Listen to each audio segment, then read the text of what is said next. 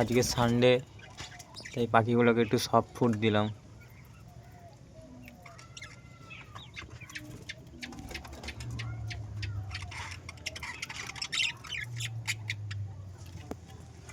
এখানে সবকটা ভাঁড়েই বাচ্চা আছে, প্রত্যেকটা ভাঁড়ে 4-5টা করে বাচ্চা। আর এই পাশে নতুন বাচ্চা হয়েছে, এই ভাঁড়টায়ও বাচ্চা আছে। সব এগুলো নতুন পাখি। এপাশে বড় পাখিও আছে। এদিকে বাচ্চাগুলো একবার দেখে নি।